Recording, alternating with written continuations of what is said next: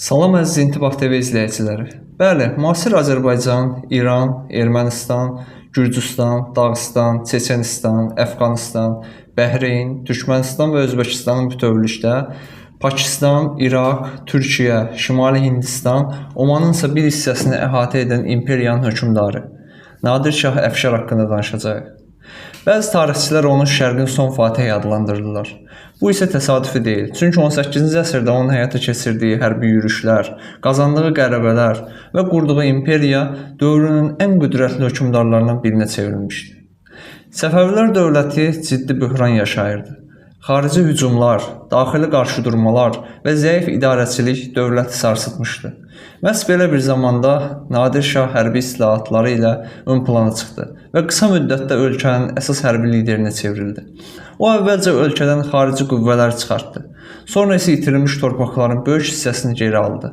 1736-cı ildə Muğan düzündə keçirilən qurultayda şah elan edildi və Əfşarlar dövlətinin əsası qoyuldu. Nadir Şahın ordusu dövrün ən güclü ordularından biri hesab olunurdu. O intizamı, sürətli hərəkəti və düzgün hərbi strategiyanın əsas üstünlük sayırdı. Lakin Nadir Şah yalnız sərkərdə deyildi. Onun böyük imperiyaları idarə etməyə çalışan hökmdar idi. Bununla belə ömrünün son illərində sərt idarəçilik, ağır vergilər və davamlı müharibələr imperiya daxilində narazılıqları artırdı. 1747-ci ildə Nadir Şah sui-qəsd nəticəsində öldürüldü. Onun ölümündən sonra imperiya sürətlə zəiflədi və xanlıqlara parçalandı.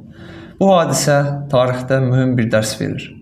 Böyük sərkərdə olmaq başqa, qurulan dövləti uzun müddətli və dayanıqlı institutlarla yaşatmaq isə tamam başqa məsələdir.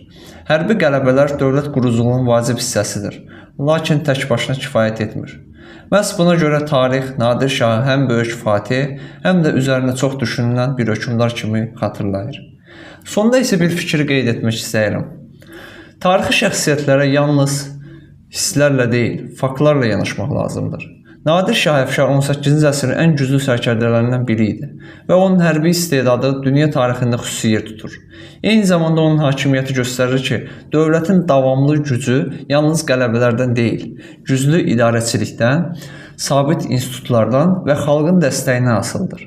Tarixi öyrənmək keçmişdə yaşamaq üçün deyil, gələcəyi daha düzgün qurmaq üçündür. Tarixin tozlu səhifələri verilişində sizinlə mən idim, Ceyhun Əlbəy. Diqqətiniz üçün sağ olun.